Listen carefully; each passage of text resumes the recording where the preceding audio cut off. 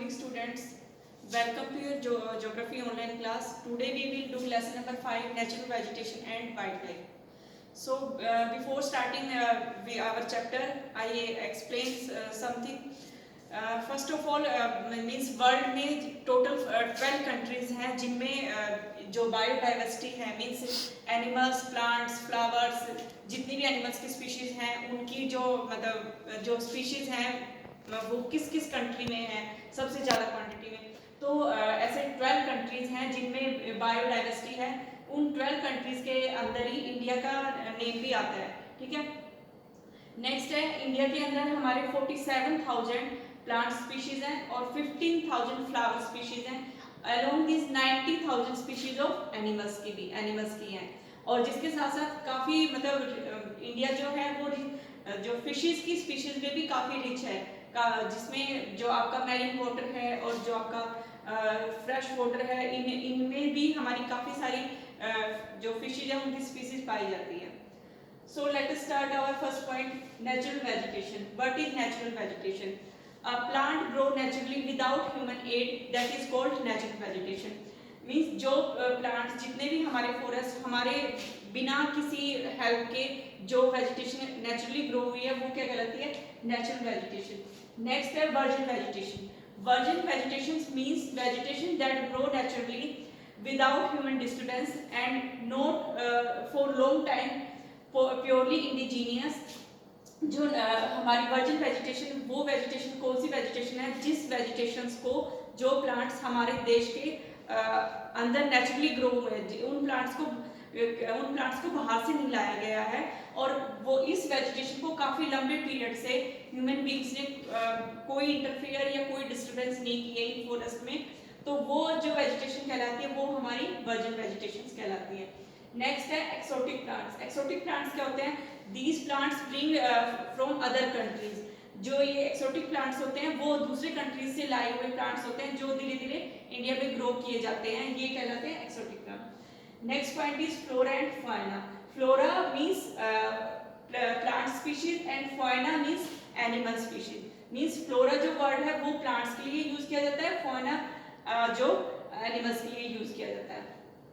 Flora and फॉना means जो हमारे natural vegetations का एक बहुत इंपॉर्टेंट पार्ट है, एनिमल्स और प्लांट्स, ठीक है। ये जो प्लांट्स ये जो चीजें हैं किसके ऊपर डिपेंड करती हैं? इनका होना इन सभी फैक्टर्स के ऊपर डिपेंड करता है। First point is relief, second point is climate. In relief के अंदर हमारा जो आगे सब पॉइंट है वो है लैंड, नेक्स्ट पॉइंट है सॉइल। अब फर्स्ट पॉइंट हम लेते हैं land. Land plays very important role in flora and fauna. Land affect vegetations naturally. Means land के अंदर हमारे mountains भी आते हैं, plateaus भी आते हैं, plain area और desert area ये सभी आते हैं। तो जो soil है वो हमारी vegetations को मतलब बहुत बड़े उस तौर पे हमारी natural vegetation को affect करती है। Different soil provide different vegetations. जो अलग अलग सॉइल है वो डिफरेंट वेजिटेशन प्रोवाइड करती हैं। जैसे आपकी जो सैंडी सॉइल है वो उसमें आपने देखा होगा सैंडी सॉइल में बुशेस हैं, आपके थॉर्नी ट्रीज हैं, ये सारी वेजिटेशंस ग्रो करती हैं। नेक्स्ट है आपकी wet and marshy soil. Wet and marshy soil कौन सी होती है? जो आपकी गीली और दलदली जो सॉइल होती है वो आपकी मार्शी सॉइल कहलाती है। उस सॉइल में आपकी जो मैंग्रोव प्लांट्स हैं, मैंग्रोव प्लांट्स जैसे आपने देखा होगा जितने भी जो डेल्टाज बनते हैं या जो आपके कोस्टल एरिया है उसके आसपास जो पानी के अंदर जो प्लांट्स ग्रो करते हैं उनको हम मैंग्रोव प्लांट्स का बोलते हैं। वो प्लांट्स कहाँ ग्रो करते हैं? जो दलदली और वेट जो सॉइल है उसमें। नेक्स्ट है आपके जो हिली एरिया है वहां पर कौन सी वेजिटेशन ग्रो करती है? हिली एरिया में जो आपके कोनिक प्लांट होते हैं इस टाइप की, जैसे इस टाइप की शेप के आपने देखा होगा क्रिसमस टाइप की शेप के ये जो प्लांट्स हैं ये आपके कहाँ ग्रो करते हैं? जो आपके हिल एरिया है वहां, ठीक है। Next point is soil. Soil also play very important role. I explain this land and soil, I explain this points. Next point is climate.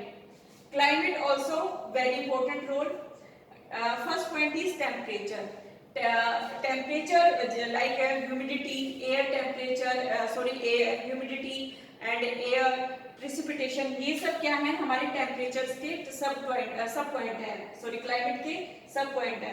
तो टेम्परेचर भी हमारे एनिमल्स को और हमारे जो प्लांट्स हैं इन सबको अफेक्ट करता है। आपने देखा होगा कुछ एनिमल्स होते हैं जो मतलब हॉट सीजन में रहना पसंद करते हैं, कुछ मतलब जो आपका कोल्ड सीजन है उसमें रहना पसंद करते हैं। तो एक तरह से टेम्परेचर भी अफेक्ट करता है हमारे फ्लोरा और फौना को। और प्रिसिपिटेशन जैसे आपने की जो हल्की हल्की कहीं पर प्रिसिपिटेशन बारिश ज्यादा होती है, कहीं पर स्नो फ्लो होती है, तो ये सब चीजें भी फ्लोरा एंड फौना को अफेक्ट करती है। Next point is alpine vegetation. अब जो टेम्परेचर, ये टेम्परेचर का एक पॉइंट है। कैल्पाइन वेजिटेशन कौन सी वेजिटेशन होती है? ये वेजिटेशन आपके जो सब ट्रॉपिकल एरिया है, सब ट्रॉपिकल एरिया आपको पता ही होगा, मैंने लास्ट वीडियो में भी आपको एक्सप्लेन किया था। जो एक आपकी ट्रॉपिक ऑफ कैंसर के ऊपर का जो एरिया है, ट्रॉपिक ऑफ कैंसर के बाद का जो एरिया है, वहां पर आपकी ये अल्पाइन वेजिटेशन है, जो अल्पाइन प्लांट्स है वो ग्रो करते हैं। ठीक है, तो इस तरह से टेम्परेचर हमारी वेजिटेशंस को बहुत बड़े तौर पे अफेक्ट करता है। नेक्स्ट है सनलाइट। सनलाइट भी हमारी प्लांट्स को और एनिमल्स को अफेक्ट करती है। जैसे जैसे आपने देखा होगा 0 डिग्री जो आपकी इक्वेटर लाइन है, 0 डिग्री और इसके बाद ये जो ट्रॉपिक ऑफ कैंसर है, इन लाइनों से जैसे जैसे आप धीरे धीरे ऊपर की तरफ जाओगे तो धीरे धीरे क्या होगा, आपकी जो सन की जो लाइट्स है वो कम होती जाती है, जिसके कारण क्या होगा 0 डिग्री से जितनी दूर जाओगे जो सन की जो ग्रोथ है वो कम होती जाएगी। फॉर एग्जांपल इक्वेटर के आसपास जो आपके प्लांट्स हैं वो ज्यादा, उनकी हाइट भी ज्यादा है और वो ज्यादा ग्रो करते हैं। क्यों? क्योंकि प्लांट्स को ग्रो होने में सनलाइट का बहुत इंपॉर्टेंट रोल है और ज्यादातर प्लांट्स आपके समर सीजन में ग्रो करते हैं। प्रिसिपिटेशन वही आपका जो बारिश वगैरह है, जिन एरिया में ज्यादा बारिश होगी और जितनी ज्यादा रेनफॉल होगी उतनी ज्यादा वहां पर फॉरेस्ट आपका डेंस होगा, ज्यादा से ज्यादा आपके फॉरेस्ट ग्रो करेंगे। Next point is ecosystem. Ecosystem means where plants, animals and other organisms live together to form a life that is called ecosystem. Human being also play important role play in ecosystem. Mean जितने भी हमारे plants हैं, animals हैं, ये सब क्या है, एक इकोसिस्टम का एक साइकिल है।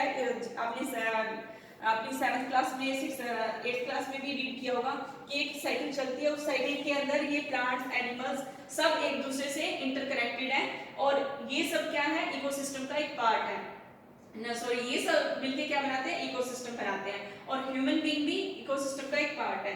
नेक्स्ट आपके बायोम्स। बायोम्स मींस क्या होता है कि जो हमारा एक बड़ा इकोसिस्टम है जिसमें काफी सारी स्पीशीज है एनिमल्स की और प्लांट्स की, एक बड़ा इकोसिस्टम क्या कहलाता है, आपका बायोम्स कहलाता है। नेक्स्ट है आपका टाइप्स ऑफ वेजिटेशंस। फर्स्ट है आपकी अब हमारी जो वेजिटेशंस है, प्लांट्स हैं, वो कितने कितने टाइप्स के हैं। फर्स्ट है आपका tropical evergreen forest. Tropical evergreen forest क्या होता है, जो ट्रॉपिकल तो आपको पता ही होगा 0 डिग्री इक्वेटर से लेके आपके 23.5 डिग्री तक ट्रॉपिक ऑफ कैंसर तक जो आपके रीजन्स पड़ते हैं उनके बीच में जो फॉरेस्ट आते हैं उनको हम ट्रॉपिकल एवरग्रीन फॉरेस्ट बोलते हैं। ट्रॉपिकल एवरग्रीन फॉरेस्ट जो होते हैं वो उन फॉरेस्ट के अंदर दे रिसीव 200 सेंटीमीटर रेनफॉल। ये फॉरेस्ट 200 सेंटीमीटर तक रेनफॉल रिसीव करते हैं। यहाँ पर इतनी ज्यादा रेनफॉल होती है जिसके कारण यहाँ क्या होगा, जो प्लांट्स हैं उनकी हाइट भी ज्यादा ग्रो होती है क्योंकि यहाँ पर सनलाइट भी ज्यादा आती है, इसलिए इन ट्रीज की जो ग्रोथ है वो 60 मीटर हाइट तक होती है। ठीक है, और यहाँ के जो फॉरेस्ट होते हैं वो बहुत डेंस होते हैं। ठीक है, नेक्स्ट है आपका ट्रॉपिकल, सॉरी जस्ट एक मिनट, ये जो आपका मैं आपको मैप में शो कर देती हूँ, जो ट्रॉपिकल एवरग्रीन फॉरेस्ट है ये कहाँ ग्रो करता है। ये आपका ये जो डार्क ग्रीन पार्ट है, जैसे अंडमान निकोबार है, लक्षद्वीप है, ये आपका वेस्टर्न कोस्ट है और ये ईस्टर्न कोस्ट एरिया है, उसके बाद नॉर्थ ईस्ट है, यहाँ सब ज़्यादा रेनफॉल होती है तो यहाँ आपका ट्रॉपिकल एवरग्रीन फॉरेस्ट ज़्यादा होता है। ठीक है, और ये इधर तमिलनाडु वगैरह के आसपास। Next point is tropical deciduous forest. Tropical deciduous forest को ये हमारा ये फॉरेस्ट मतलब इंडिया में काफी मतलब बड़े डिस्टेंस में स्प्रेड है। ये जो आपका डार्क सॉरी ये जो लाइट ग्रीन जो पार्ट आपको दिखाई दे रहा है, ये वाला पार्ट, ये सारा इस सारे रीजन्स में जो भी फॉरेस्ट ग्रो करते हैं उसको हम ट्रॉपिकल डेसिडियस फॉरेस्ट बोलते हैं। ट्रॉपिकल डेसिडियस फॉरेस्ट को हम टू पार्ट्स में डिवाइड करते हैं। फर्स्ट जो पार्ट है जहाँ मतलब रेनफॉल ज्यादा होती है उस पार्ट को हम मोस्ट फॉरेस्ट बोलते हैं, मोस्ट फॉरेस्ट बोलते हैं, और जहाँ रेनफॉल कम होती है उस पार्ट को हम ड्राई फॉरेस्ट बोलते हैं। मोस्ट फॉरेस्ट में जो रेनफॉल होती है वो 200 से लेके 100 सेंटीमीटर तक होती है, और ये वाला जो पार्ट है जो मोस्ट फॉरेस्ट वाला पार्ट है ये आपका है north east, Jharkhand, Orissa etcetera. इन सभी रीजन्स के अंदर 200 से लेके 100 सेंटीमीटर तक रेनफॉल होती है, और ये वाले जो फॉरेस्ट होते हैं ये नमी वाले फॉरेस्ट होते हैं। नेक्स्ट है आपका ड्राई फॉरेस्ट। ड्राई फॉरेस्ट जो होते हैं इनमें जो आपकी रेनफॉल होती है वो 70 सेंटीमीटर तक की होती है, और ये वाले पार्ट्स में जो आपका जो रेनफॉल कम होने के कारण इन फॉरेस्ट को हम ड्राई फॉरेस्ट बोलते हैं। इनमें एक समर सीजन्स में जब आपके सभी प्लांट्स के लीफ वगैरह गिरते हैं वो लीफ भी गिरते हैं, और ये वाले जो फॉरेस्ट हैं ये आपके यूपी, बिहार, प्लेन रीजन्स में ग्रो करते हैं। Okay, I hope you understand this chapter. Left part I will explain in next video.